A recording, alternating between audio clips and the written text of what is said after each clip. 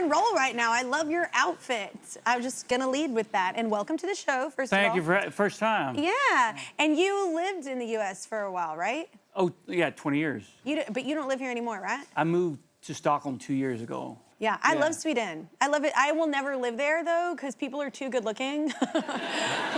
My brother and I went, this is years ago, I was recording a song there, a couple of them, and I was like, we were literally at a restaurant. Everyone kept passing by, and I was like, do you have to be, like, good looking to live here? Like, I was like, I don't understand that place. But I do love the vibe of it. It's very chill, it's very relaxed. Yeah. Everybody's very sweet, and, like, everybody's on bikes.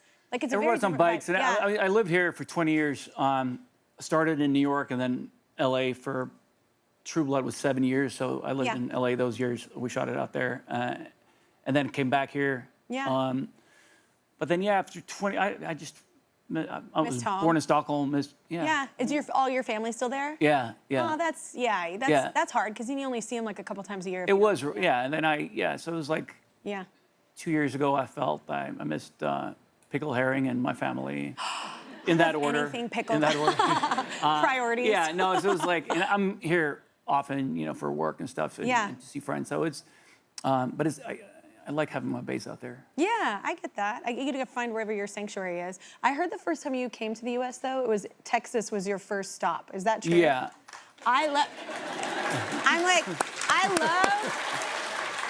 like, that Texas is kind of its own country. So it's also very different from other states. I love that was your first stop. Look at you with those boots. Yeah, that was my introduction to America. It was Fredericksburg, Texas. Fredericksburg is great.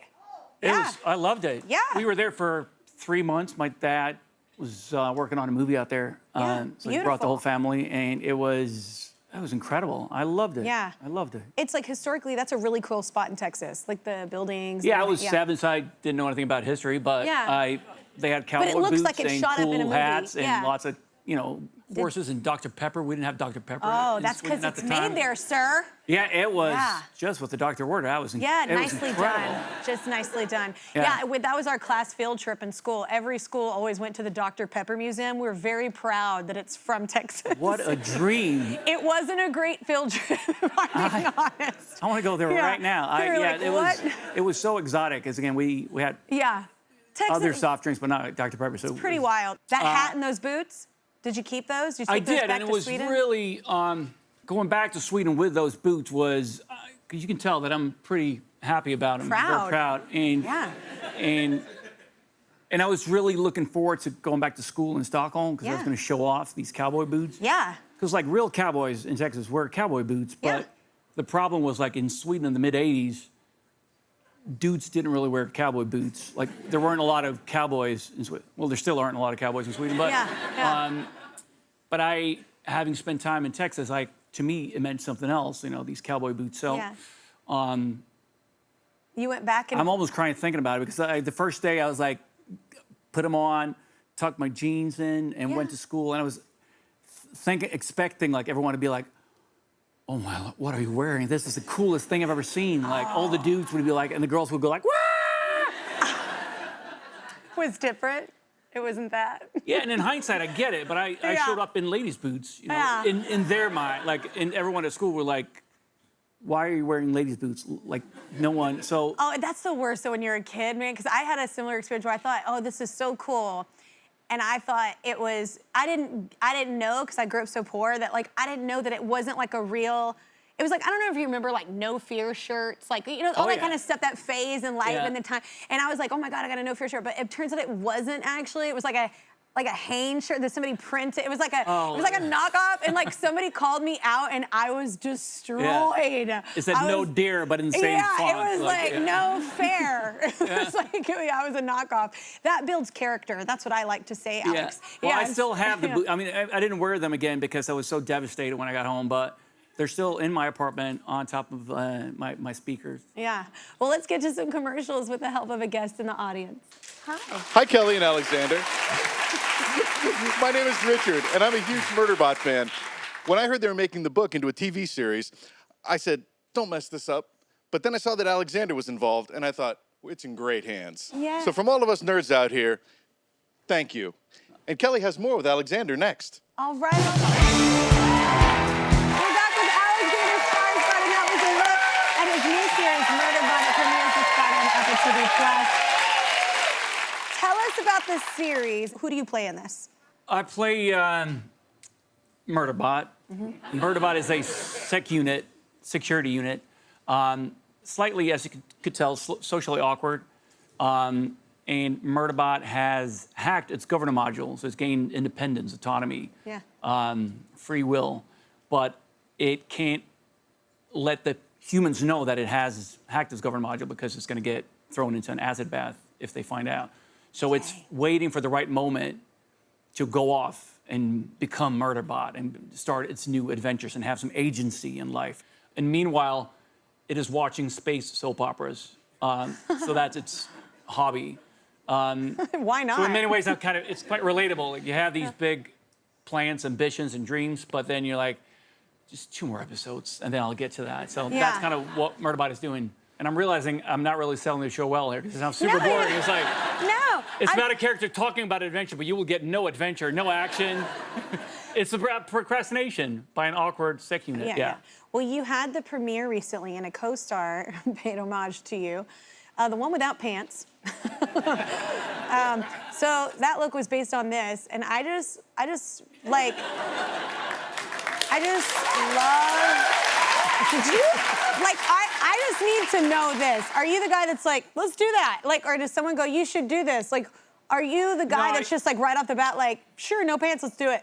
It was my own stupid idea. I love it. No, I mean, it's ridiculous. I think it's hilarious. But the thing was, it was at the MTV Movie Awards in LA. Perfect place. And the year prior to this photo being taken, Zac Efron had taken his shirt off at the award ceremony. As you do. Well, if you look like Zac Efron, you take your shirt off. There you go. But then I had a silly idea. I was like, well, I, too, want to show some skin. There you go. But Zac already took the shirt off, so then why don't I come out with no pants on? I love it. And I did it with Samuel Jackson. Which is even like, funnier. It makes even less sense. Like, I just love anyone, because I also think like this is an industry when we can take ourselves too seriously sometimes, and so that's a perfect time at an MTV like event, like to be fun and like show personality. I think it's fun. I enjoyed it. I don't know if anyone else did, but I think it's hilarious, and it made me like you more. It does. It's funny. We have another photo though. I do want to ask about this. What do you? Like, look, I have had to, like, I live in the mountains. It's very cold 9 months out of the year at my ranch, and I've had to, there's no bathroom, and you have to take your clothes off and go to the bathroom. It is so cold.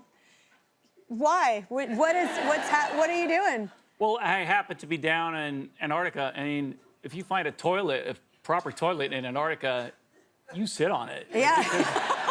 There aren't that many around. There are not that many around, so that's what happened here. I'm gonna start having these randomly placed on my property because there's nowhere to go. You have to pop a squat. I might show up and use them. That snow hits sometimes, and you're I know.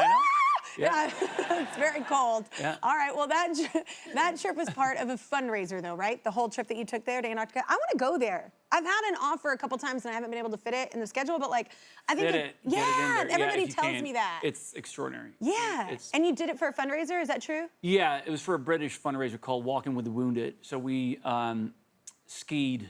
We were down there for a month in total. We trained for a week on the coast, and then we went up to the platform on and skied for like 3 weeks, I think. Oh, that's like a different trip than I want to take. It seems so hard. Yeah, but we had proper facilities, as you could tell. It was very luxurious. Yeah, yes, you could pop a squat right there. No, that just sounds hard. Did you train for that, or not enough? I mean, and I'm not. Even though I'm from Sweden, I'm not a skier. Yeah, it seems so this was hard. another stupid decision.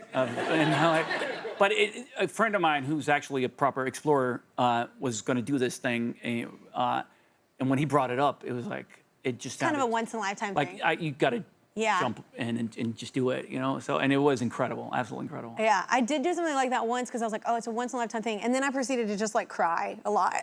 Really? I was like, this is so hard, and I'm not made for this. What about in hindsight? In hindsight, I really shouldn't have. No, I shouldn't have done it. It was a terrible call. It was a terrible call, actually. Yeah, but I do have those moments so that I do say yes to things, and I'm like, oh, I'm glad I did it. Yeah, and But this was definitely one of them. It was Okay, that's it was cool. hard, but it's extraordinarily beautiful down there.